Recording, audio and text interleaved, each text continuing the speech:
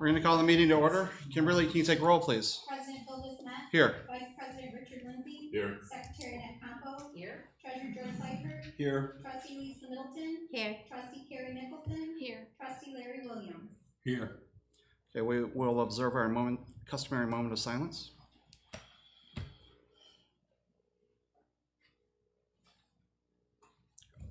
Now, can you lead us in the pledge, please? Absolutely. I pledge allegiance to the flag of the United States of America and to the republic for which it stands, one nation, under God, indivisible, with liberty and justice for all. Okay, I'd like to entertain a motion for the agenda with a change to eliminate numbers 9, 10, and 11. So removing the executive closed session and the action item for personnel. support. All in favor, say aye. Aye. Opposed? Okay. I'm going to move on to members of the audience may address the board on agenda items only. A couple pieces we just wanted to go through. We asked comments to be limited to 3 minutes.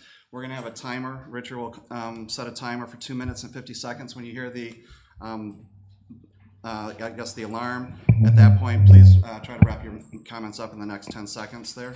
And just so everybody's aware of how the public comment works, the board will listen to public comment. We do not discuss the matter. The board president may request further clarification from staff though. Okay. And if you can fill out a sheet and hand it to Kimberly as you speak, I'd appreciate it. And we'll open it up.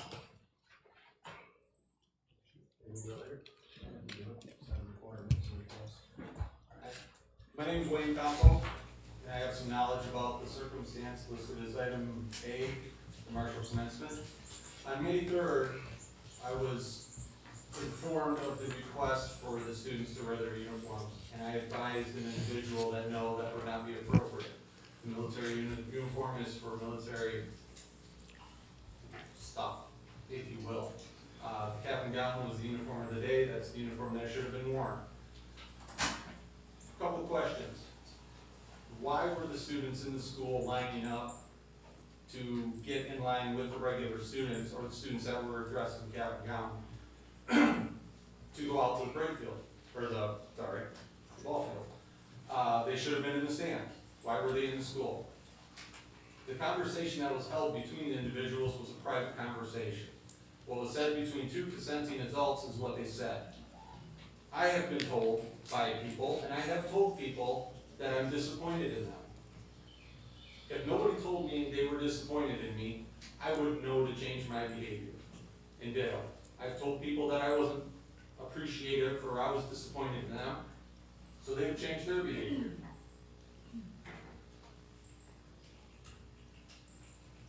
There's going to be a bunch of opinions tonight. Most of them are just opinions, just like mine. I have some intimate knowledge in the circumstance. Other people may not. So again, opinions are opinions. Cords were provided for the students to wear with their cap and gown to denote their military service, which is a great thing. If we go this route and allow everybody to wear their uniform, then we're going to have Boy Scouts, Girl Scouts, cheerleaders, football players, so on and so on and so on. That's about all I have. Thank you. Thank you.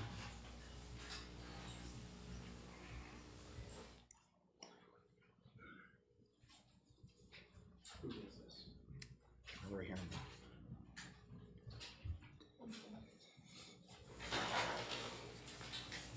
My name is Matt Pickett. I have two sons that attend this school, and like the individual said before me, opinions vary. I'm not here to talk about really what happened up there. I'm here to express something to you as a veteran. I want you guys to try to sit back and kind of rethink your decision a little bit to not allow military members to wear their uniform to a graduation. To compare a Marine and a Boy Scout, you guys are all educated people. That's ridiculous. One guy's uniform comes with a possible death sentence, or girl, whatever. The other one gets to go camping on the weekend. Okay, I'm not saying that these people that sign up for the Navy or the Army or whatever like that, they haven't completed boot camp, wear their uniforms or wear anything special. And I appreciate everything you offer to those Marines. okay? I'm just asking you as a veteran, rethink this, okay? These are people that are putting their life on the line for that flag that you just pledged allegiance to, okay? You sleep under that flag because of people like us. It's not people that are at war every day. There's training, there's everything else to go with the military, like I spent 7 years in. It's not easy, it's not fun, and it's not fun for family members either, okay? These are people that are willing to die for everybody here in this country. Show them some respect. There's a lot of it that comes with that uniform. Other things you might not know is that you don't know what it's like to put that uniform on coming from a small town like Marshall. Maybe being a kid who a lot of people think aren't gonna make it anywhere, okay? And then you get out of boot camp. I remember that day.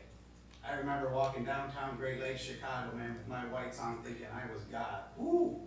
Okay? They were pumped up. And they had to be pumped up for a reason, okay? They take a lot of pride in that. That is pounded into their head in boot camp, okay? So, like I said, opinions vary. I'm not here to point fingers and say who's to blame and who's not to blame. I appreciate Mr. Davis, Desmont. okay, and Mr. Lindsay for corresponding with me over the phone and emails. I appreciate that, so thank you. All I'm asking you is just please to sit back, maybe give it out to the public. Let the public decide, okay? I know you don't have to or whatever, but, you know, leave it to the public to decide if we should wear it. And if they say no, the majority said no, then no. So, that's it, that's all I have. Thank you for your time. Thank you.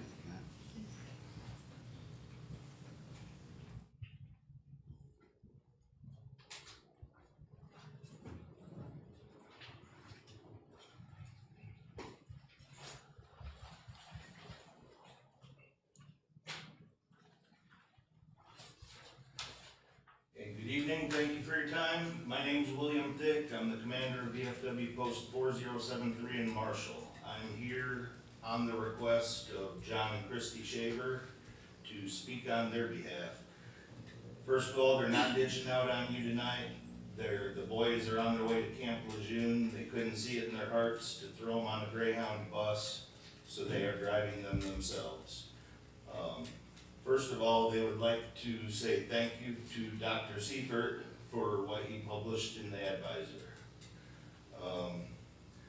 Secondly, not all my VFW members agree with me or my officers.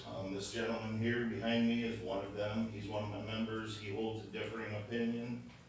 The way our organization works is if you want to say, you've got to show up, make your voice heard, you've got to vote. So that's where my officers stand, is behind the two young Marines. In the future, we would like to see people who have graduated boot camp be allowed to wear their dress uniforms for graduation. We would also like to see increased access to military recruiters. It's our understanding that you received several $100,000 from the Youth Challenge Academy, yet the recruiters in Battle Creek say that they have trouble getting full access to Marshall like they do to Battle Creek Central. And of course, forcing them to go recruit at Battle Creek Central would be, I mean, is that fair to other ethnicities to not be able to recruit our white kids? That's it. Thank you.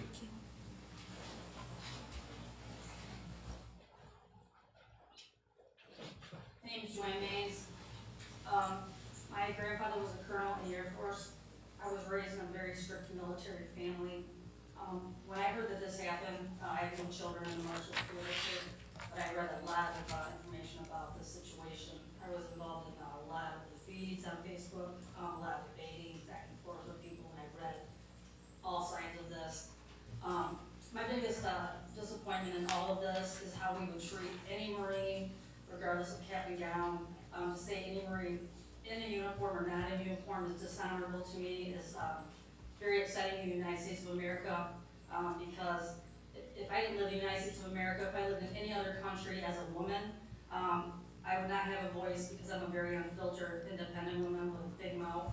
I would not be alive, I would be killed. My grandfather made that very clear to me. I would not be able to live in Egypt or Morocco or these countries, because women are subservient and they have no voice. They cut out your tongue. kill you. So I am very, very thankful for every service person. I thank everyone for their service, from any Korean War, World War I, World War II, any of them. And I know that these boys are going out in the front lines for us, and I think it's really a moot point that they went to graduation after boot camp. To treat them like this, I feel is very disrespectful. I think it's very rude, and I think that I heard that they both got standing ovations, and I think that we should all be proud of them, because the reason that they're going to war is to save us, so we are all free spirits, we are all free people. I think that we should all be grateful that we are free. Just what's happening overseas should all, at the summit, even right now as we speak, those people are not free. That's all I have to say about what happened. It's a bigger global issue than just a cap and gown. So, thank you, and that's just my opinion. Thank you.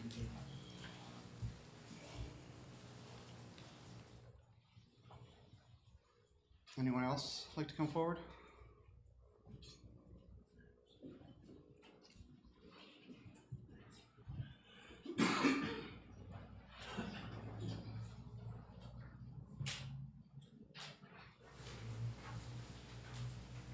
I'm Morris Barboy. I live in Albion, and I have two kids at the high school who were not involved in commencement, but I tried to follow as much as I could on social media, and I'd too like to thank those of you who corresponded with me and was trying to seek some more knowledge about the situation. And I can't help but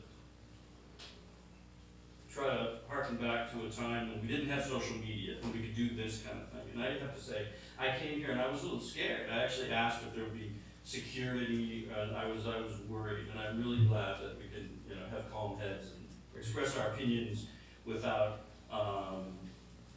the heat that sometimes develops when we aren't face to face with people. So I'd like to commend everybody for coming out, expressing your opinions, whatever that might be.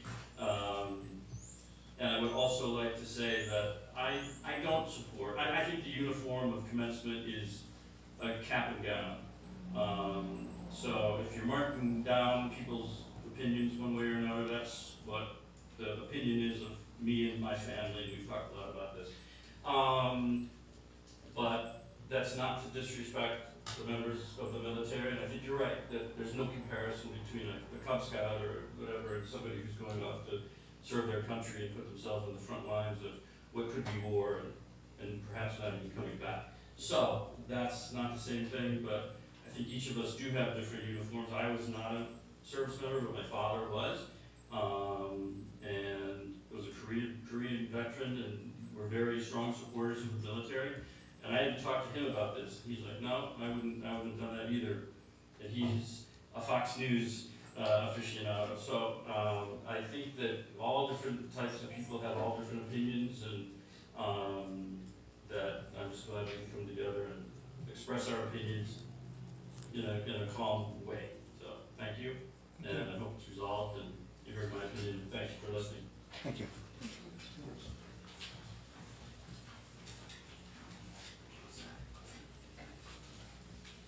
Hello, I'm getting over a cold, so I apologize for my voice. My name is Angie Newman. I have 4 children, well, 3. I have a daughter who graduated past Sunday. And I have to say, other than watching my daughter walk across that stage, I got chills watching those 2 servicemen go up on the stage. And I was one, and my family, who rose to applaud their accomplishments, not just here at Marshall, but while they were away. At boot camp. I really thought that was one of the highlights of the graduation service, as well as the people sitting around me. I was and still am super disappointed in our school district and the members of our board. I thought that it was a disgrace what was said to these young servicemen, and I know it was said because I spoke to the servicemen and the mother. So what was put in the media was glossed over. Those were not the exact words that were said to those students. And it wouldn't be the first time that things are glossed over for media from this school district. I just went and enrolled our youngest child in the Moore League today because I don't want him coming to Marshall Middle School. And I am one of 5 parents that I know that will be doing the same. Level-minded parents who want good for their children And I just really want to tell you how disappointed I am in our board and in our schools. I wish the public would know more of what's going on in our schools and not just the icing that you want everyone to see. The public deserves to hear it. The public deserves your apologies. Those boys deserve your apologies, public apologies, because now that it's brought to everyone's attention what was said, that needs to be righted and accountability needs to be taken. Instead of glossed over media paragraphs and things that you want everyone to hear, they need to hear the truth. And that's what we deserve. We pay dearly. Our taxes here are not low. We pay, and we deserve better. Our children deserve better. Those 2 boys deserved a lot better on Sunday. I, for one, stand up for them, and I stand up for their families. I stand up for the children here at Marshall Public Schools. They deserve a lot better. They deserve honesty and forthrightness and accountability. Thank you. Thank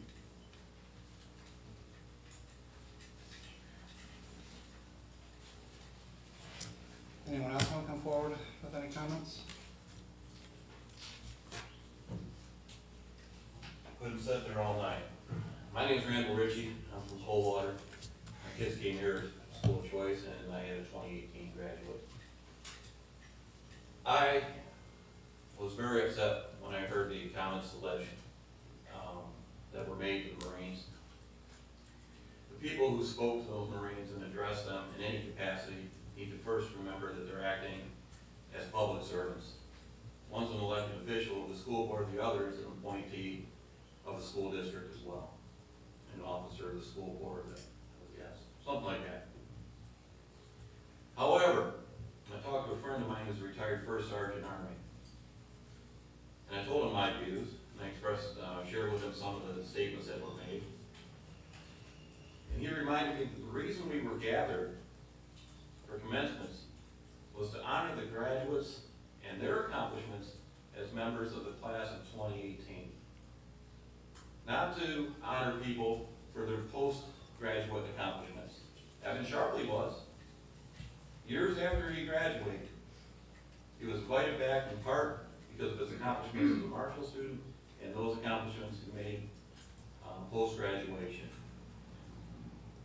I have to agree, or disagree rather, with the decision to allow the Marines to march or walk in uniform.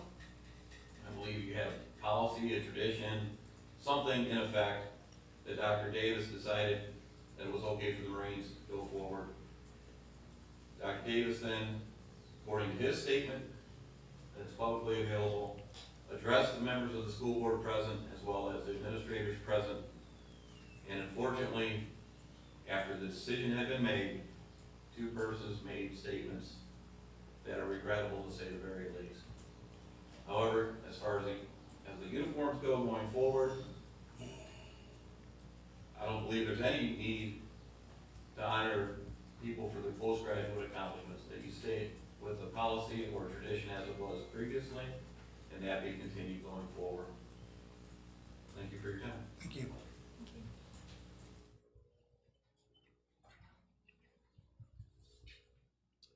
Would anybody else like to come forward?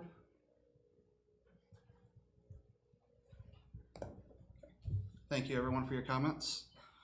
We're going to move forward and move on to board topics. Letter A, Marshall High School commencement. Randy? Okay. In your package, you would have just a couple copies. One is the posted article in the Battle Creek Enquirer. Marshall school officials chastised 2 Marines for wearing dress uniforms at graduation. And then the other one was the Associated Press pickup of some of that, and it was extremely abbreviated, as you can see.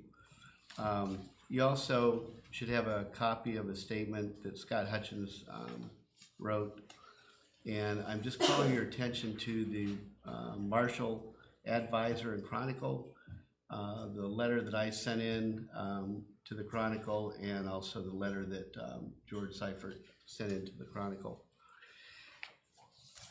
In these circumstances, you know, we were all there in the midst of trying to get ready for graduation, and you know how things transpired.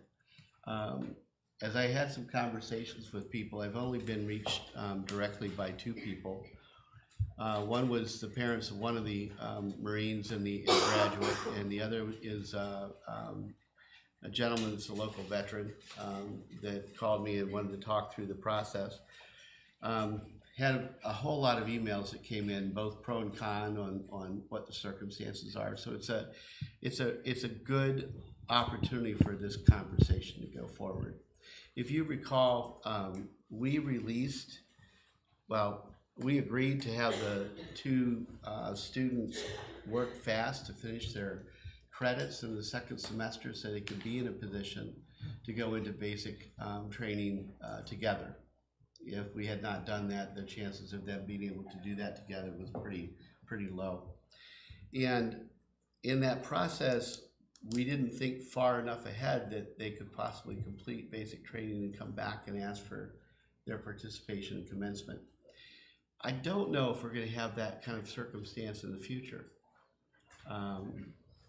but it weighs the need for us to have this discussion, because if we release them early, they've completed their credits, they receive a transcript signed off by us that allows them to go into basic training, and they get done in time for graduation. What I'm hearing is from some of the veterans, and very clearly from the gentleman that I spoke with on the phone, that is a commitment that they've now made, but they're also coming back and should be honored with that, for that commitment. We have had this tradition of only wearing cap and gowns, and we had a meeting with a subgroup with the board president, myself, and Scott to talk through what are some of those challenges that come up in regards to people wanting to honor certain things they've done in high school. We talked about whether or not we should honor people that have received accomplishments academically. What about those that have received accomplishments outside of the school setting? Should those be recognized, and so forth? And we just feel that is going to be a pretty strong slippery slope if we start going down and opening up for everyone that wants to talk about an accomplishment they received.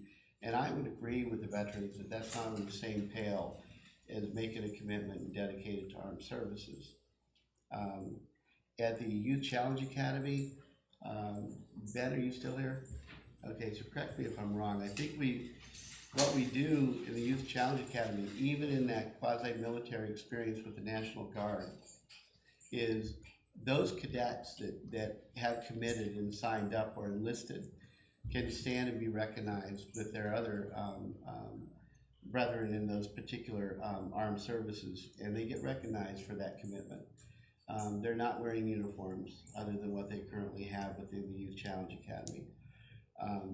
But they haven't gone through boot camp, or they haven't gone through basic training. So if there's any reconsideration on this, it would be along those lines, and I think I'd be open to have that conversation with our high school if we ever have these circumstances again.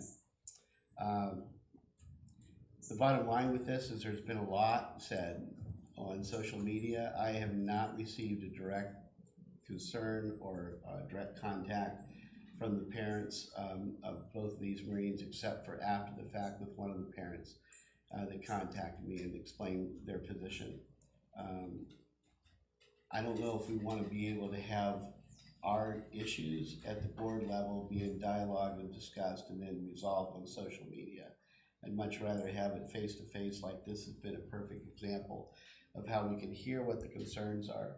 Some of the facts out there are not correct that people are talking about, and we try to correct that, or at least make a statement about where those are at. Because that falls on some people that feel like we're not being upfront and so forth. I understand people are going to have their opinions about that, but I'm giving you to the board what I'm aware of and what I've checked as far as the facts and what people have said. And George, thank you for stepping up and writing your letter. I appreciate that comment that was made publicly. Scott has done the same thing, and that's in front of you, and I think Scott would like an opportunity for you to hear that statement from him. So I think we're moving it forward, but I think, unfortunately, it's created a lot of distress among the community, among the board. I know you guys have been taken a lot from folks about this issue. And it was never the expectation that we would go this far in regards to, being called out for disrespecting military. We certainly don't do that as a board, or I'm not aware of any of you individually doing that, or myself and my staff. So my hope is that we can get through this. If there's a productive piece of this, it would be making sure that we consider the fact that if we ever have that circumstance again, should we allow the graduate to come back after boot camp and after clearly graduating from that basic training piece to be able to demonstrate and walk with their uniform. That will be the contention that we'll have to talk about with the high school administration. And I'd like to hear your opinions about that. Well, you referenced that you, Scott, and myself had met, and where I was coming to meet with you was on a different topic, but whenever there's an event, there's always learning opportunities that come from those events. And it's in our best interest to always see what occurred, listen to the feedback of what went well, what didn't go well, and then circle back and figure out what's the best way to go forward for the next event. You always want to make improvements always want to keep moving forward with things. So I think that's really where I'm at in mindset is we've completed this last graduation. We need to reassess where we're at, what went well, what didn't go well, and then make some decisions. I think the piece that we'll have to debate on is what's the format that we use to get our decisions out there and really talk it through and things like that. But we'd like the board to be able to hear what we're thinking as an organization, but be able to weigh in on that and have your opinions known. Just as a side example, we had a young lady that graduated, our first graduate from, one of the first 3 graduates from the early middle college. And she graduated with a 2-year degree from KCC as an associate's degree earned completely under the auspices of the high school, as well as the Opportunity High School, as well as the early middle college. It wasn't a question of her wearing the robe at all, and we allowed her to use her cords from Kellogg Community College and honor that. When we go to the Youth Challenge Academy and we have their commencement, which is coming up next Saturday, we allow them to wear the Marshall cords as their diploma. We don't do that for the kids that get GEDs. There's a different signification that they've received their GED. So there's a lot of conversation and a lot of decisions get made throughout these ceremonies to make sure that we're honoring what's being earned during their secondary education, and try not to go forward as the gentleman said. Graduation is about high school and completion. It's not about post-secondary. But we found ourselves in a situation where we had 2 young graduates that have done post-secondary or have done their completion of secondary and still have also completed their basic training and are literally in the military at that point. So I think that's worthy of our consideration. My observation over the last week was reading what's happened in other states, and this comes up fairly regularly. Almost, at least all the stories I could find, always favor side with the school gets to make the call on that, and the military refers to that, the call of the school. Also interesting, a number of states have passed laws saying that you have to allow them when this has come up, and I want to take this up to the state legislature. I certainly support them in doing that, because it would be nice to have clarity as to what our role is.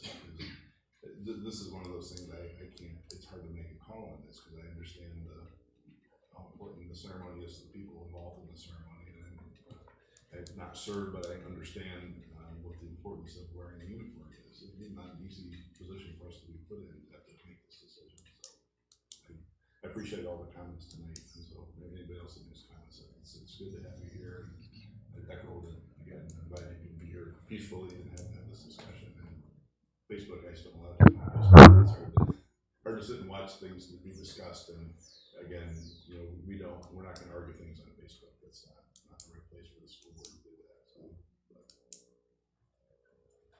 I was just gonna say that, when this issue came up in April and May, we talked a lot there's a lot of military people, having been married to the military for more than 2 decades and being a mom who watched her child graduate from boot camp. It's an incredible journey for these kids, and it's incredibly life changing. And so I spent a lot of time on researching from Missouri and some of the other places who are tied, high schools are tied into a base. And there is a vast difference about how people handle this. And I would be interested to know what the state adjutant general, what maybe we need to go even further, and maybe this needs to be even a broader discussion about where we get information from. I think a public forum is important. I'm really glad that everybody showed up today. I'm really happy that we could talk about it and figure out how to move forward, because we need to move forward. There's so many great things happening, and I know that people are very concerned about kids and them being treated well. But we do a lot of great things in Marshall. We just can't do them all 100%. And to have people sitting in the audience and discussing it is very important. So I wish that maybe we had had this discussion in May, when there was still discussion and a differing opinion. But we got to move forward, and that's what this is about. So thank you.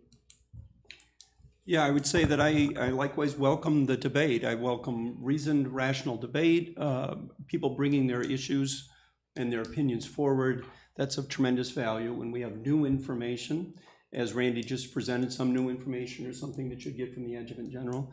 I think that needs to be presented, and people need to give time to given time to contemplate that. We really, given board schedules, we didn't have time to do that this time, and we needed to make a decision. So I welcome that, and I think that there needs to be public input into this. And it is the board's decision, but we get public input into a lot of board decisions. And I welcome that public input. The one thing I would say, though, is if a decision is made, there is then an expectation that our graduates abide by that decision. And that's not an unreasonable expectation for our graduates, even though this is the last day that we have any real say over what they're doing. That's a reasonable expectation, and we would have that of our graduates as well. Yeah, I was going to say that we had 214 graduates, I believe, from Scott, and corralling 214 graduates in a good way so that we can have a uniform process and something that all kids can be celebrated and so forth. It's a difficult balancing act for the administration, for the high school, for all those that are involved in helping the commencement process go forward. So we do have to be very clear on our guidance and make sure that we follow that after we've had good discourse. So. I'd just like to say that I appreciate all of the people who contacted me directly to express their viewpoints. I appreciate that either phone call or face-to-face conversation. We all know that when you put things either on a text, an email, or social media, a lot can be misinterpreted, whether it's by expression or meaning. People take things the wrong way, that you might be able to eliminate in having a face-to-face conversation like we're doing here tonight. And I agree with a lot of what's being said about having some of this open conversation. We're an intelligent community. We do a lot for the students of Marshall Public Schools, and I think we want to celebrate every single student that crosses that stage on graduation, whether it's our military, our academically gifted, or that student who just got by the seat of their pants meeting all the requirements to graduate. We're proud of every single one, and I think that there's ways to celebrate that and recognize those different achievements. I know I prefer to talk in person just because you get the empathy, you get the understanding, you get the expression that you just don't get in the written word and social media and texting. So I welcome those comments and appreciate them. Echo what Lisa was saying, that some of the stuff on Facebook was not maybe kind to either the students or to the other staff, and maybe not an appropriate way to say things. But I think when you're not face-to-face, a lot of times you say things that you would not say face-to-face. So it is nice that people came out and were very civil And I do think it is important that we recognize everybody, even, you know, particularly the kids who really, really struggle and work their butts off to get that graduation. That is very important. And I am proud that our district focuses on a lot of different avenues, that it's not just the people that are going off to a 4-year degree, that there's a lot of different programs to help all our students. And so I hope we keep doing that. And lastly, I guess I would like to say that it has been good to have the debate. It's good to listen and hear the different opinions of people. And I think that's important as a board member. And I want to say this because I was present. And I think the humanistic side of Dr. Davis allowed those individuals to wear their uniforms in the graduation ceremony, which I commend him for. It could have been very easy to say no, but then we would be having a much different conversation, I think. So the humanistic side of me says that it was handled well. I thought the right decision was made at that time. But again, it's hindsight. We could always, you know, looking back, things could have been done differently. And that's just part of human nature, I think, being a human being. But at that moment, I thought the right decisions were made. Unfortunately, some comments were made that were, you know, and they hit social media and things just kind of took off. But I think tonight was an opportunity for people to express their opinions. And I think as a board, we're hearing what you're saying. And I think that's important. I think moving forward, we now have that in front of us. So if that situation presents itself again, I think we're better informed as a board, and that's a discussion that we'll have a much more enlightened discussion at that point. So thank you. Any other comments? Scott, I do have the statement here. Do you want to still read it? Yeah, that's all right.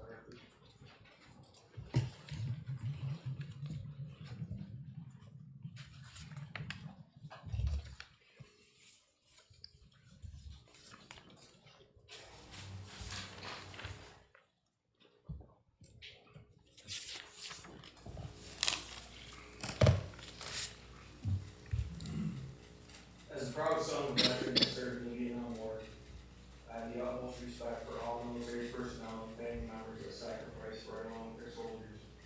And I'm extremely thankful for their service, sacrifice, and dedication to our country. I deeply regret that my actions have been misrepresented on social media. My attempt at making this a teachable moment with 2 students that graduated from Marine boot camp clearly was not successful. It was never my intent to offend or upset anyone, or to do something that may tarnish the memory of an amazing commencement ceremony, and I'm sorry for any distress I caused these 2 young men and their families. In a private conversation initiated by me after the commencement ceremony, I thanked both students for their service and dedication to our country, and reminded them that honor is a core value of the Marine Corps. And I shared with them why I felt their actions were not honorable when they chose not to follow our rules. I have never referred to any member of our armed forces as dishonorable or said that they brought dishonor to their branch of the military, because I understand the implications of that word to our brave men and children that serve. Thanks. Thanks, Scott. Thank you. Any other comments? Okay.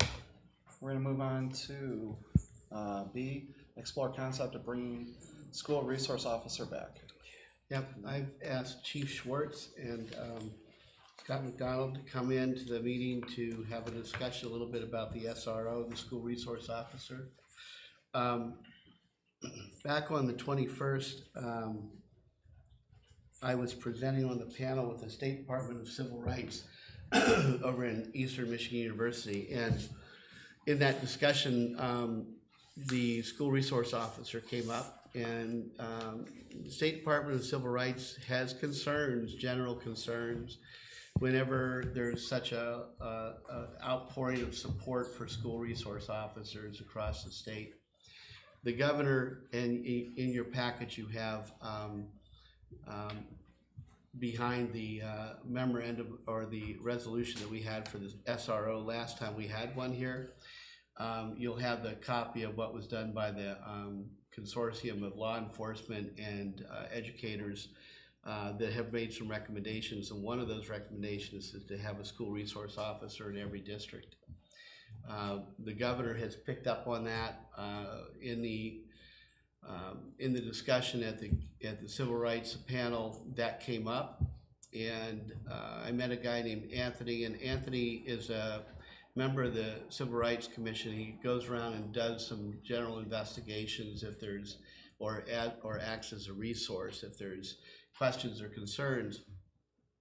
He was invited by Robert Dunklin, president of the NAACP in Albion, to come over and be a part of the next open forum that we had, or community forum we had in Albion about the SRO, and it was coordinated by Harry Bonner, and only Harry can pull this off. And in a short period of time, on the 24th, he had the county sheriff, Matt Saxton, there. He had Chief Jim Schwartz there. He had Chief Kip there. He had David Gilbert there for the chief prosecutor for the county. And I submitted all of the legislation that was out there on school safety that, you know, I went up to Lansing and spoke on at the Appropriations Committee. The bottom line with it is we're looking at it from both perspectives. I mean, one of them is we have a really good history of 16 months, I guess, of having a school resource officer. It came at a really tough time because the timing of that was approved by an Enbridge grant and a joint shared cost from Marshall Police Department to bring that person on. And then after that decision was made, then another issue hit the fan, which was annexation for Albion. But we brought the officer on, and she did a great job.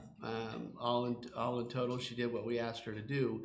And when you read the memorandum that we have, or the agreement that we have, and how we define the roles and responsibilities, I shared this with Anthony from the Civil Rights Commission.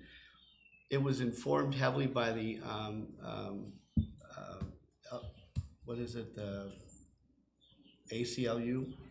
The ACLU had guidance on a white paper on how to move forward with something like this, with the primary function of the school resource officer being a resource and a liaison. And that person builds relationships and works with the kids about normalizing what it means to have to live a legal lifestyle, what it means to understand your responsibilities as a citizen, what it means to be able to relate well to the police department, understand what those expectations are. And more importantly, from our standpoint, was to reduce the number of lost instructional days due to discipline. They aren't involved in discipline, but they are involved in making sure that if it has to go to another level, how do they coach us and the parents and the student about, look, you're starting to go into a territory that could be considered as a violation of law. And if that happens, this is what's going to go down. And so rather than go down that path, how can we resolve these issues so that you can remain in school and that the administration in the building can take care of the disciplinary actions? There's a very clear line between what the school resource officer does and what the administration does. And it's even defined to the point of who does the locker search if it's determined that a locker search has to occur. Well, that has to be the building principal. That's not a school resource officer, because other than that, that takes on a whole new meaning of what a police officer is doing searching a locker. So there's a lot of different nuances about the school resource officer, and I was really proud of the agreement that we brought together through the Marshall Police Department and how we were going to manage this. Scott McDonald was closely involved in that process and the development of that. And it came to you and you adopted it, and I think it's something that we should be adopting again should we go down this path. The reason why I wanted to have this conversation is because we, in the forum in Albion, we heard again, and I think we're going to continually hear, that there are some folks in Albion that aren't enamored with the school resource officer. They worry about that whole issue of pipeline from discipline to jail, school discipline to jail, and they've had history and background where it hasn't been successful. And so we have to be conscious of that as we move forward. We have to know that it's a sensitive issue, especially for our population of color, that are concerned about what that means for their schools and their kids. And that argument's not going to go away. It's just going to be there. And we have to help people have trust and faith in the fact that we're moving forward with a structure that is going to alleviate some of those concerns. I don't think they'll ever go away, but they'll be there. And it'll be a point of conversation continually while we have one. And well, it should be. If we have a school resource officer, we should have review. And we should make sure that the community can tell us, and the parents can tell us whether it's working, and the kids can tell us whether it's working for them or not. That's the aspect of their relationship within the school building. What's going on with the governor and why he's supporting the idea of a school resource officer generally in public schools across the state is this whole issue about school safety now. And that's more of an external threat so much. We've got the internal relationship established and those types of things from the previous SRO. We understand that that can work. We know how the boundaries work, but we also need someone tied into our district so that we can hopefully facilitate the reaction time for the police department if there is a crisis or an emergency involving the safety of our kids and our staff and students. And having that connection is very helpful. And if you remember, when we had an incident with two young men that posted themselves on Snapchat or what have you, holding rifles and saying hashtag MPS RIP or whatever they listed down there, that was the closest thing we had to a threat for a school shooting. That was responded to very well, and the school resource officer was right in the mix of bringing that forward and being a part of the emergency response team that convened and stayed convened for the next 8 hours from 4 o'clock until early hours in the morning, actually 10 hours or 12 hours actually, to resolve that issue. So having a resource officer is important, and now that we've expanded our district to 171 square miles, we have to think about that. We have to think about the fact that the Albion Police Department has a community resource officer, not a school resource officer. But that community resource officer has very much the same kind of description and the expectation that that officer has in building relationships with folks. And that person does have connections already with our schools, but they're just not considered to be a school resource officer. So I think with partnership and collaboration between Marshall and Albion, I think we can come up with a pretty legitimate coverage that would be appropriate to this day and age right now when we're seeing school shootings, sadly enough, happening time and time again in our public schools and in public spaces.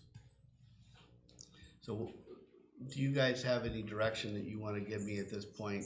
We're going to be looking at budgeting issues and issues that come up from state funding and those kind of things. I'd like to invite Chief Schwartz or Scott McDonald to offer anything that they have to say in regards to the SRO as well to the board. Thank you. I think Dr. Davis mentioned pretty much everything about the agreement that we had prior. In that 16 months that Becky was the school resource officer, it is that bond that was built between students, parents, teachers. So it's not about discipline. We do not do discipline as a school function. School is responsible to report certain incidences to the law enforcement. With the school resource officer in the school, can be dealt with quickly and turn right back over to the school. We want to do a diversionary. We do not want to bring them into the justice system. So having that officer right there, they know a little bit more about the student. Right now, every day I have officers going through schools, but they're not school resource officers. They're doing the patrol, walking around, making contact. So we're gonna have that dedicated person working with administration, working with the teachers, working with the parents, and actually the students. You will take with you those, I don't know, relationships, I guess to say, down the road. There's many school resource officers that go back onto the road 10 years later where they dealt with them in the elementary, are giving information and work with law enforcement. It's our opportunity to explain what we do. In a fact of, we're not there to arrest, we're there to support, we're there to work with students, to get that information and share that. A lot of things happen that is not their own fault. And if we can address those situations, which are social, I think that's a great plan. So, as Dr. Davis said, we had the one meeting over in Albion. We're talking here tonight. Very supportive of the idea as well, from my standpoint and the city standpoint. If we can get this done, we would appreciate it. Thank you, Dr. Thanks. Dr. Davis, can you comment on the overlapping duties of the community resource officer who's already working with the Marshall Opportunity High School and how that will fit with the school resource officer? Is she still going to be working with the students there because it is in the Albion community, or is she pulling back, or are they both working? Yeah, I think Carrie, I think that she's already working within the role as a community resource officer. Officer Kip is real supportive of her her duties across the community, and that person already has relationships going on within our schools. So they're going to be there anyways. This is just, do we go with, you know, based on budget, can we afford one? Do we go with two? How would that look? So right now I'm just looking at one SRO and then seeing how we build capacity from there. But that person is going to be linked in. They're already partnering with our schools. Okay. And would you say that the guidelines that they have here are very drastically different from what they had back in Albion like 10, 12 years ago, or whenever that was the problem? You know, I did have the opportunity to look at the guidelines that they had back then. I know there was an incident that they brought up in the community forum about that experience with an SRO in Albion. The guidelines that came from the ACLU were published, I believe, in the early 2000s. It was 2009. Thank you, 2009. So I'm sure that was probably past the incident time that occurred. I think the ACLU brought out these guidelines because of incidences like that, where people were concerned that having an armed officer in a school for a protracted period of time creates issues on them overstepping boundaries and getting involved in discipline when that kind of force or that kind of action is not necessary. That's why the guidelines that you adopted when we brought on Becky was very clearly delineating between her role as a police officer and the role of discipline as an administrator. And I think, you know, as Anthony told me from the Civil Rights Commission, that's great. That's great that you use that resource. It's great that you had success, and you have to be ever vigilant on that, because when people start relaxing or things like that, that's when things can get out of control. When you start relying on the SRO to do things that normally would be an administrative responsibility, that's walking down the wrong path. You need to make sure that we're always keeping that clear, those lines of responsibility clear. And these guidelines from 2016, these are what you guys are planning on using for the next one. Next year. Mm-hmm. Yeah, just replicating that. So I'm not asking for your approval today. I will be bringing that back once Becky and I can look at budget, and I can work with Chief Schwartz on that situation and what we can get from the state in regards to funding. Not sure the timeline. I'd like to have one available and bring this back to the board before we start school, but I'm not sure that that's gonna be possible based on budget. So we're gonna continue to work on that, and as soon as I know something in regards to that, I'll let you know.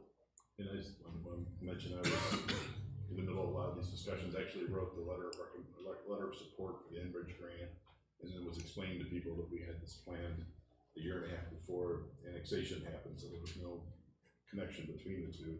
But I just had week before last, Sheriff Saxon came and spoke to the fourth graders at Gordon Elementary. He speaks to all the fourth graders around the whole county.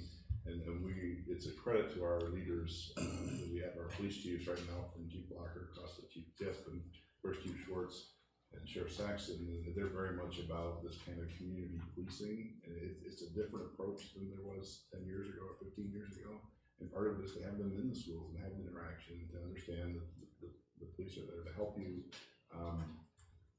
It is, I mean, part of what we have to do again is, LBN as a community had a different experience, and it was a very traumatic experience that they have had. And there's also, it's very important to find the right person, and Becky was absolutely the right person to do it. And we have to stay vigilant of whoever we choose, that they continue to be the right person, because the wrong person in that situation can raise havoc. But I was fully supportive. I advocated back. We had meetings and talked about it back 2 years ago when issues were raised.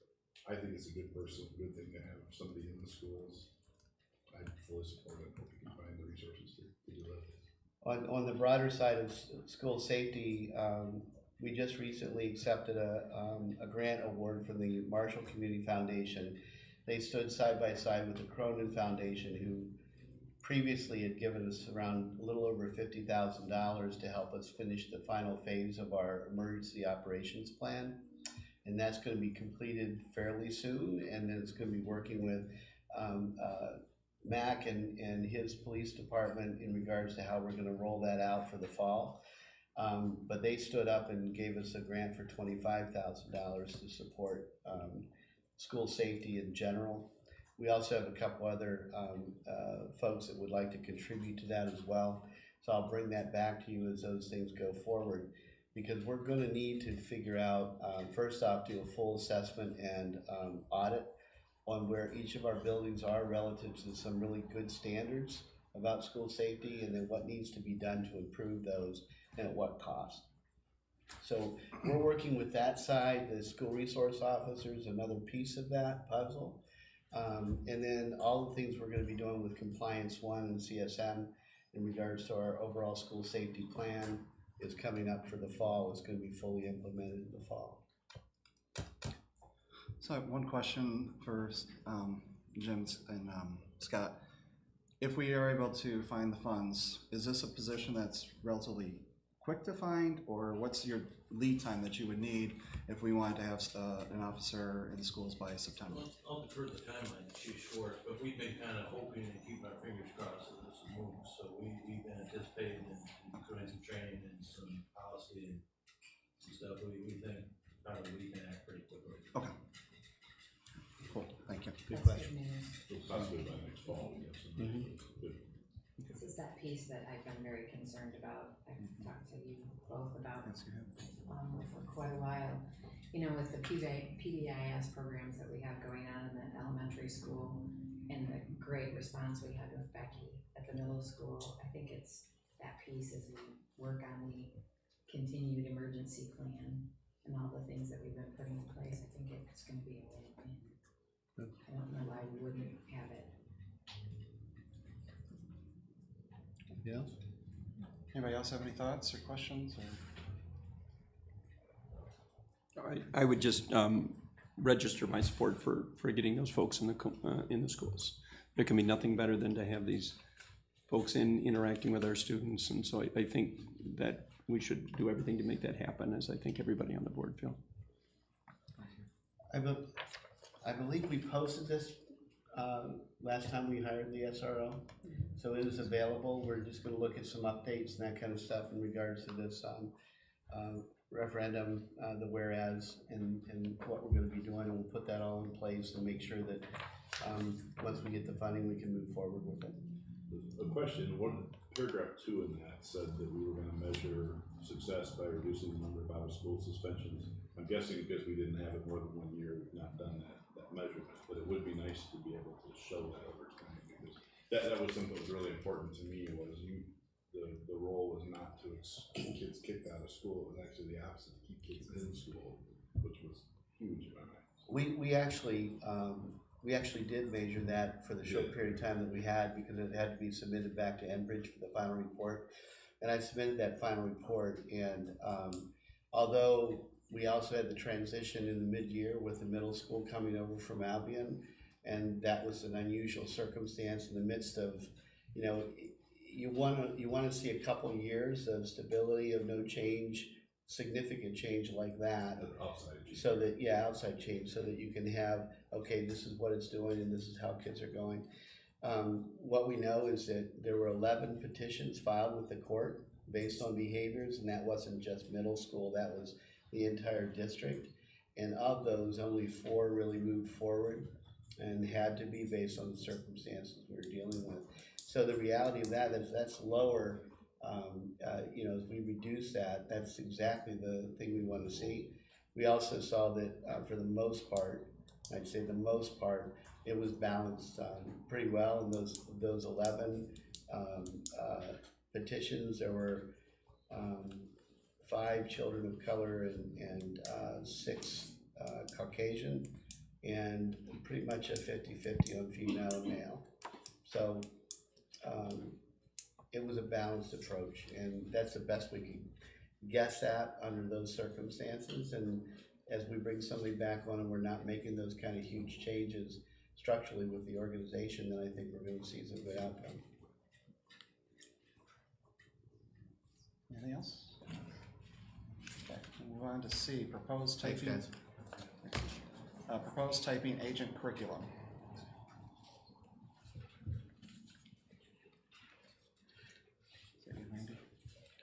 That's actually Don. Don, you ready?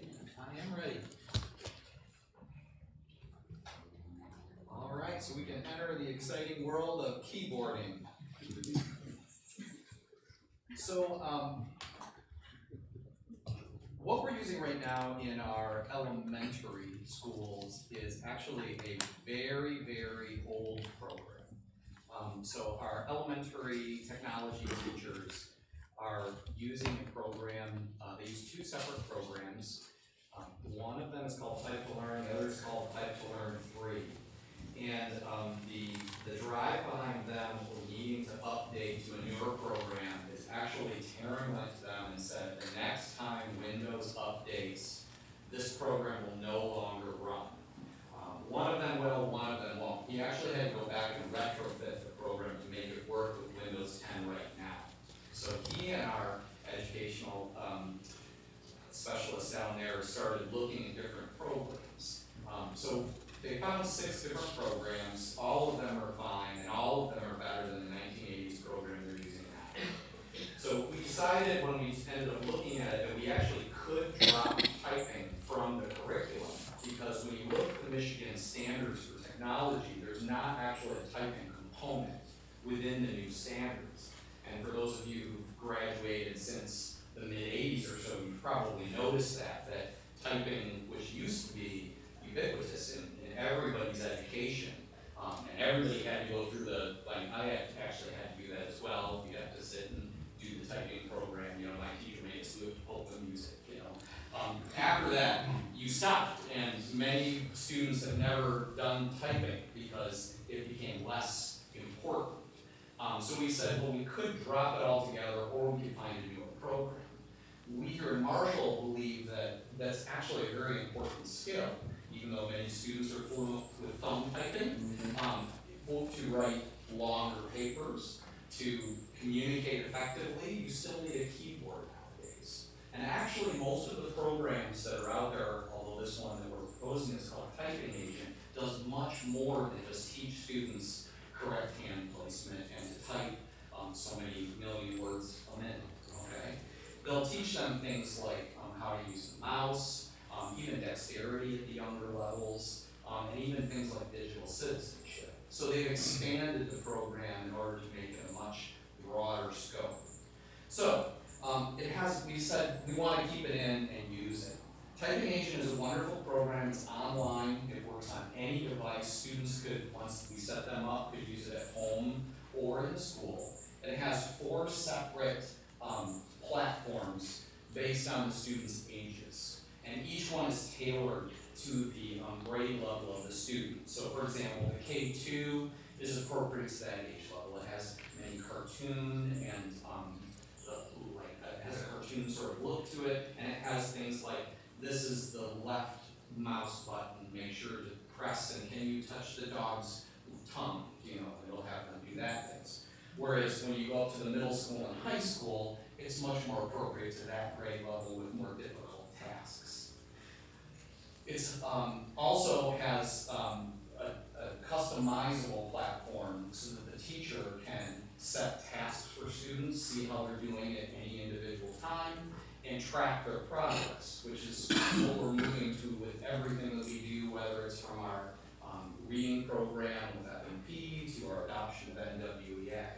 So we'll be able to look, and actually parents will be able to look on how their students are doing as well, whether they do it at home or at school. So they'll be able to see that their students worked so much time on it, what progress they're making, and any standards within it, whether it's typing or to keep other skills within the program, and what they maybe could use more help in. It also has accommodations for special education students, and we as district leaders, whether it's principals or myself as curriculum director, can look and see maybe where we could help our students across the board. The program itself is going to cost more than what we pay now, which is nothing. But it's not very expensive. It comes out to $1.15 a student per year. But if we reach the breaking point of ordering 2,000 licenses, it goes down to 80 cents a student. So it's not very much. And the wonderful thing about using this program as well is that basically the breaking point that I just told you about would allow us to bring it up to the middle school and high school as well. So instead of just stopping at elementary, we could also expand and even help our middle and high school students. Any questions for me? I noticed that this could be used at school or at home, Yes. so would it be made available to kids to work on during the summertime? Yeah, it's a yearly license basically. So once we sign a student up, each student will have their own account and they could use it until the next year when we reset them. I like the idea that this is gonna help our littles who are just coming on for testing to have the opportunity perhaps to work on that. Yeah, and Ms. Schettenhelm did a pilot with it this past year. We were given certain licenses, and the students really enjoyed it because they've done a really great job of gamification. So it'll give them certain tasks to do, and once they've done it well, they get to play the game. But it's neat because the games are actually the skill they just learned. So the games have them doing like typing tasks in order to kick the soccer ball, right? But they have fun because they think they're kicking the soccer ball by typing correctly, right? The other important aspect of this is that it teaches also the mechanics behind a lot of the online assessments that we do. So you've got M-STEP, 3rd grade on up, and now we're going to be adopting MAP from MWEA coming up next year, where we'll be assessing kindergarten through. So it's really important for them to have these skill sets as well as they go through that. Timing's pretty ironic. Over the weekend, my wife was typing an email and she can go pretty fast. My 14-year-old daughter was looking at her like she couldn't believe how fast she was typing. And we said that in high school we actually had typing classes and we were required, and you know, it's much more than just the thumbs and that. So I think it'd be a good thing for our kids to be able to do. Yeah, I gotta admit, curriculum council, I took some razzies because I was supposed to take a typing class, but I didn't do well because as I'm sitting there taking notes, I'm doing it like this on my computer keyboard. And so Ms. Schettenhelm said she was gonna sign me up. So you're a tester. Yes. Typing is definitely an important skill. I think it gives our students advantage if they have good typing skills. And I can see that even in my profession, there's a real difference. You know, people we're tired of medical errors and other things that happen from the bad doctor writing, and it created problems and it created harm. You know, I can say in my own profession. So, and if you have those skills, you're going to move faster and you're going to be more effective. So I applaud your efforts here. It's not me, it's the teachers, honestly. So. I think Thanks. it's great. I'm glad you're doing this. I know we actually made my son take keyboarding in middle school as one of his electives because we're like, you're going to be typing many papers, college essays, all kinds of things you need to be able to type. And in your future job. Yes. So he actually liked it so much he wanted to take it again. so I'm glad you're doing it. Our goal is to use a next year pilot for the year, since it's a yearly subscription, and we're convinced it's going to work well, especially the elementary, but middle and high school, if they enjoy it, then we may be expanding it a bit, but really it's a very high quality program. You can hop on it too, I gave you the address and see if you like it, but we're very impressed with it. We looked at 6 different programs. They're all great, but this was the best. Thank you. Thanks. So this will come back to us next month for action, right? Yes. Any other questions? Okay, thank you. Thank you for your time. Thank you. Okay, we're gonna move on to action item policy, adopt board policy 6325, procurement federal grants funds. Randy, can you give us the background? Becky, you want to read the background of this? The board received policy 6325, procurement of federal grant funds at the board work session on May 7th, 2018. The policy has been available for public review since the meeting. The board is now being asked to approve recommended changes as submitted by the director of business operations. It is the recommendation of the superintendent that action item policy be approved as presented. Move for approval. Support. Okay, discussion. As Becky said that we talked about this last month. We had discussion then. I'm not sure if there's any other follow-up questions or concerns that anybody wanted to go through. Okay, we will start with Larry. Yes. Yes. Yes. Yes. Yes. Yes. Yes. Okay, we will move on to action item financial. Award bid for replacement of cement at the Marshall Opportunity High School. I'll read the background. The district is remodeling the former wood shop area at the Marshall Opportunity High School for our partnership with Kellogg Community College for the Kellogg Advanced Manufacturing Assembly Program, or CAMA. It is necessary to replace the concrete in this area. A review and analysis of bids received was conducted by the district's facility director and the director of business operations. It has been determined that Dysart Concrete will serve the best interests of the district, and it is a recommendation of the superintendent that action item financial be approved as presented. Move for approval. Support. Okay, discussion. I think the bids are there. Timeline's important. We need to get moving on that fairly quickly. So would you mind just doing, because we have all these fine people here, just doing maybe 2 minutes more about what we're doing up in high school? Sure. It's kind of cool. The the Regional Manufacturing Technology Center, which is the RMTC that's run by Kellogg Community College, has a full-scale line of equipment and hands-on training for skill sets for production and assembly. And they run students through that process. They come out with a certification called PAC, which allows them to be able to go off and go into a manufacturing job fairly quickly with that skill set. And what we agreed to do in our partnership with KCC is to replicate that equipment that's at RMTC over in the Fort Custer area and bring it over to Albion and put it into our Opportunity High School. The purpose of that is we're really pushing ourselves on the career and technical education side of things for educating our kids. So it's not just about college ready, it's about career ready, but more importantly, it's about career attainment no matter what pathway you go through. And we have our skilled trades and engineering partnership manufacturers in the region that are on board with this. We're going to continue to shape it and use their input. We're going to offer this in the afternoon for our students to go, just like they would go to the Calhoun Area Career Center. They'll do, the first semester will be skills training and soft skills training in regards to employability and all those things about attitude and approach and so forth and working well in groups. And then the second semester will be hands-on skills so they can get their certification by the end of their full calendar year or school calendar year. What we're excited about is that this also has been in the works for about the last 10 months, I guess, and the governor's come out with his Marshall Plan, which is a 5-year plan to establish career and technical education across every district in the state of Michigan. And that is part of the appropriations bill that's in place. It's survived the Senate and House. It's gone from joint committee, and now it's out for the governor to consider.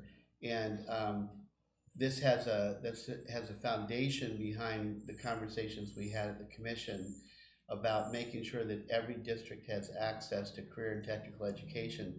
If you think about it, there are some districts that are in an area where they only have like 2 community colleges and maybe 1 college within 1,000 miles of their area.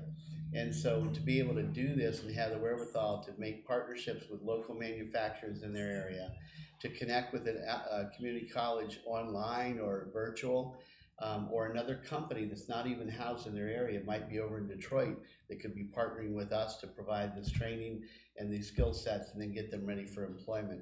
It's incredible. I mean, it's going to be a nice blanket across the state on helping all of our kids have access to career and technical education. This is our little effort. It's a big one. We're going to hopefully be one of the early adopters for the Marshall Plan from the governor's office, and keep your fingers crossed because we still have to apply and work it up. But what we have to do is create what's called a talent consortium. And then once we develop that talent consortium has to have a way of impacting what the curriculum is and the training is that we're providing our students. And so we're aligned really well with that.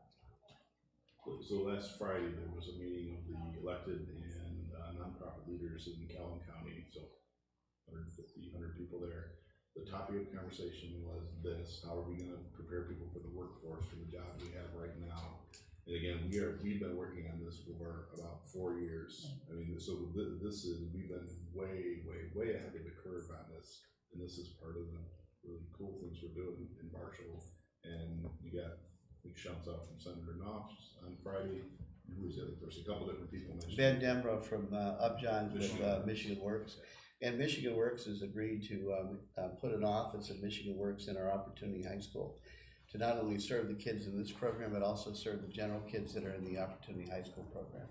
What we did 4 years ago was to go to the manufacturers and say, what do you want? As opposed to, we're going to educate you with a bachelor's degree and send you to Texas, right? Which is fine for Texas, but there's employers right now that need people in our community. So I love this program. And since that time, we've had 5 of our high school graduates actually find jobs in our local regional manufacturing. Good jobs with good jobs. They're buying houses. And 2 of them are in their 4-year degrees for electrical or mechanical engineering. So it's good stuff. Yeah, it's nice to see them doing that. The manufacturers all the time are saying, we need people, we need people, bring them. Yeah. So that's great. Randy, can you explain more what the certification means? Is that just the consortium of local people say what they want and we say that they've met the standards from these local people, or is it something that's expanded more, that they take the certification and it means something if they go to work in some manufacturing in Detroit or other area? Like what does this mean when they get it and show it to people? The production and assembly certification they're going to receive is like a standard that's acceptable and recognizable. And it gives them a leg up to be able to get in and get into a fast track for continuing training and skill certifications within the company. As an example, when we sat down with the Skilled Trades and Engineering Partnership Group, our regional manufacturers said part of the CAMA thing had to do with OSHA standards. And they said, don't waste your time teaching these kids in your program OSHA standards. We'll do that within the context of our operations. So spend your time on the soft skills about getting them to show up on time and so forth, have good deportment, understand how to communicate effectively in writing on keyboard or in groups, et cetera, all those 21st century learning skills we talked about. And once we do that and then they get the certification, they will take them and hone them within the context of their manufacturing area. So as an example, in this program we're going to do next year, we envision doing Monday, Tuesday, Wednesday, Thursday in the lab at the Opportunity High School, and then every Friday they're going to go out to a manufacturer. a partnering manufacturer. They're gonna spend an hour and a half to 2 hours with that group. And they're gonna be trained and they're gonna have exposure with their employees and hopefully do some decent work that they're able to do based on their age and so forth. And then we're gonna get reports back of how well they're doing.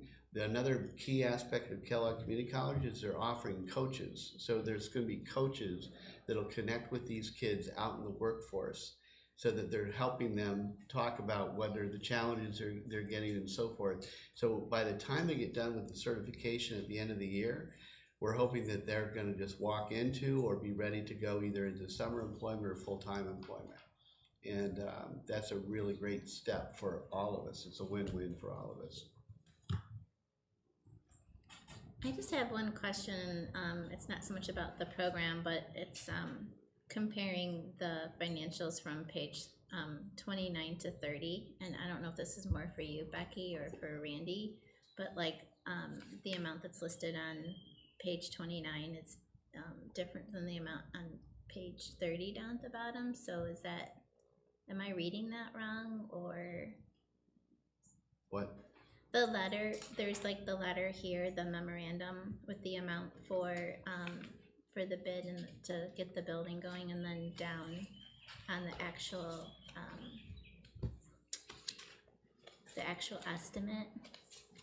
Are you I'm talking not sure. about She's talking about the concrete. She's talking the about- concrete? The concrete. So I'm not sure if I'm just reading that wrong, or. Are you referencing the 23 in the memorandum? What are you referencing? Yeah, the 23. So and that's the state bid threshold, okay, that's not the quote, so that would have been what the state puts forward. thank you. You're welcome. Okay. Any other questions? Okay, start with Carrie. Yes. Yes. Yes. Yes. Yes. Yes. Yes. Okay. Thank you. We will move to public comment. This is on any item. We'll follow the same format we had before. The 3 minutes, we'll have the alarm at 2 minutes and 50 seconds to give you a 10-minute wrap up, or 10-second wrap up, sorry. So anybody wishing to speak can come forward, please.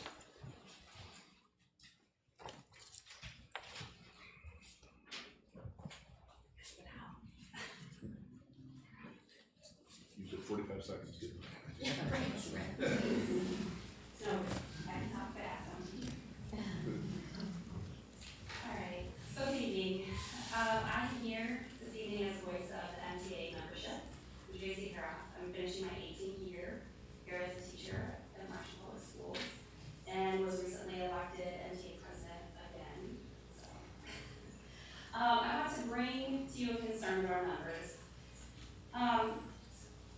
In late May of this year, it was brought to our attention from central office that our MESA insurance calculations were possibly done incorrectly, and that our total membership payment that we as teachers owed for our insurance was about $33,000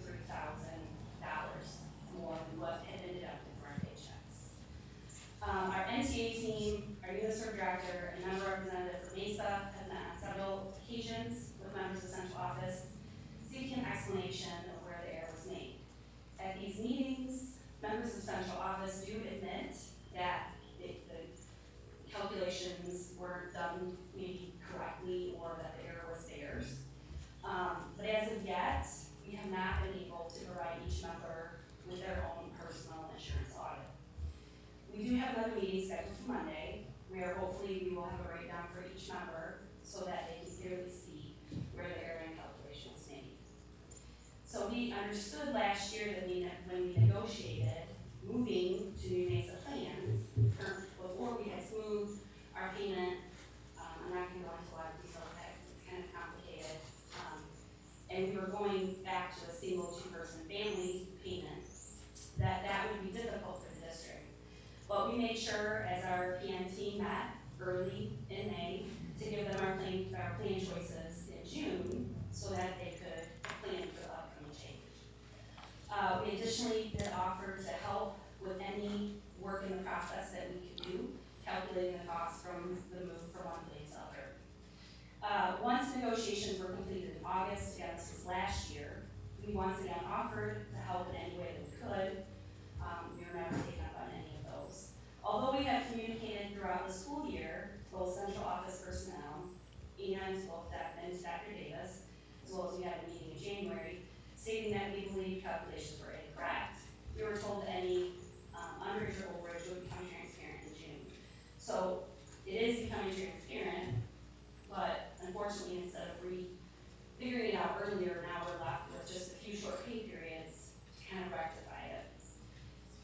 Today, after meeting once again in central office, we're left with more questions about calculations and answers. We found that what we were expecting the district to do with the calculations and what had been, we've been telling our members, I'll wrap it up fast, wasn't necessarily the same thing. And so what we had been trying to educate our members on with how calculations were being done isn't maybe how it's actually being done. So we hope this can get resolved quickly, but we can't ask our members to pay this extra money if we cannot explain to them in a clear and concise manner where the shortage happened. Thank you. Thank you. Dr. Davis or Becky, do you have any update you can give to the board on that? Like Tracy said, we met today, Lisa and myself met with Tracy and another member, and we have gone through a spreadsheet that we put together to show the calculations. The issue that is resulting in the overage is the way that the district has calculated the teacher's insurance. And back when we were negotiating, the teachers asked us for a special enrollment in October. And we had stated when we were negotiating that from July to October, we were doing something different and that it could result in a different calculation because of the 26 and 24 pays. So we went ahead and did it. We wished we would have been able to wait until January to do it, but by us doing it, changed the insurance rates for the teachers. So we went ahead and did it, and this is a direct result of us changing the insurance in October instead of in January. So we're working through it. Lisa, when I came in here tonight, was still in there working on the spreadsheet, so we can be ready to work through it on Monday with them. So We want to get an update on Monday after you guys meet. Pardon me? I can get an update on Monday. Yeah, Yeah, we can I give can Bill an update update on that. on Monday. Okay, Thank you. good. Any other public comments? One more. First agenda item we spoke about today was under the title of graduation. It very well could have been under respect or disrespect.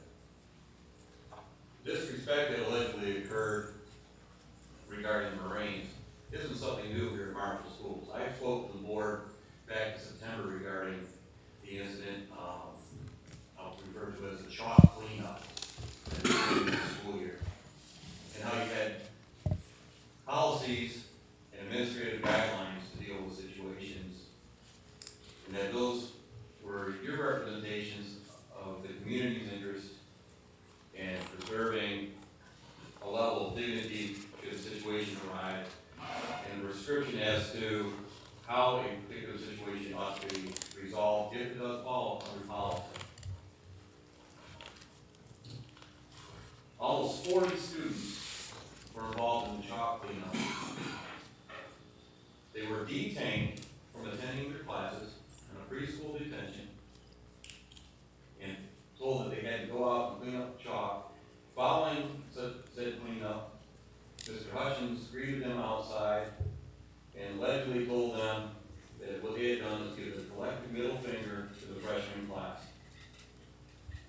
I must respectfully disagree with that assessment.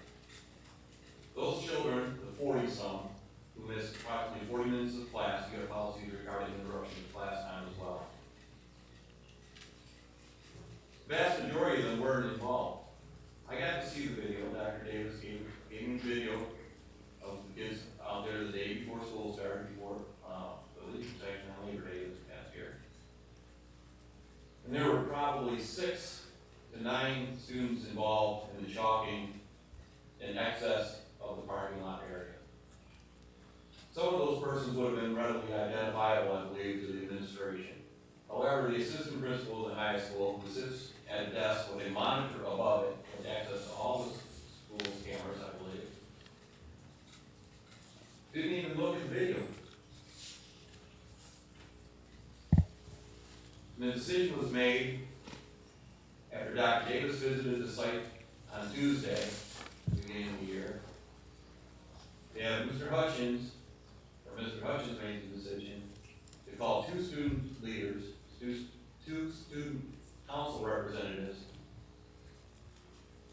leaving a voice message for one and speaking to the other, which resulted in my daughter arriving at school being told that per Mr. Hutchins, she had to go clean up this mess. My daughter was an honor graduate, a National Honor Society member, represented Marshall Public Schools proudly as a member of the band, as a track and field team member, as a cross-country team member. She had zero involvement in activity, yet she participated in cleanup because in part, the student handbook says if a teacher or adult tells you to do something, I'm paraphrasing for us, or accuses you, you have no right to disagree or refute that accusation. Can I ask you to close out your comments, please? Waiting for the bell. Sorry. I'm sorry. You get it off. I'll conclude. I wish Marshall Schools best of luck. My last child has graduated. Good luck. Thank you. Thank you. Anybody else coming forward for public comment?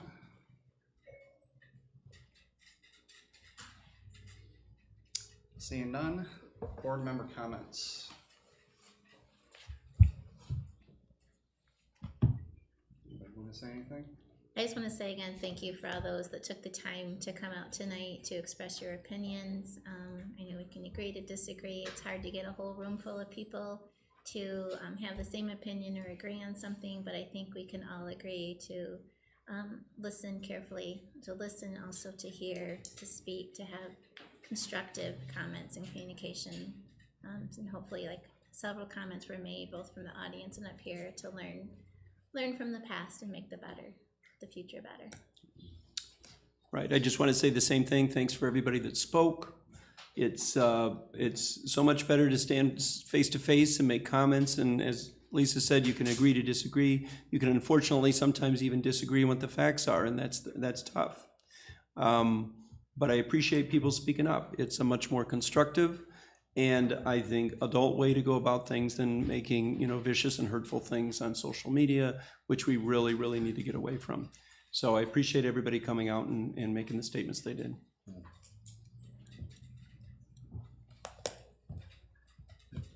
Last day of school, tomorrow. Yeah, half day. Remember, there's a year-ending picnic for our retirees and our staff administration at 1 o'clock. So if you can make it, that'd be great. Everybody keep your fingers crossed and no rain at Cedar Point tomorrow for the 8th graders. You two are going to Cedar We're Point. going to Cedar Point. Okay, we are adjourned.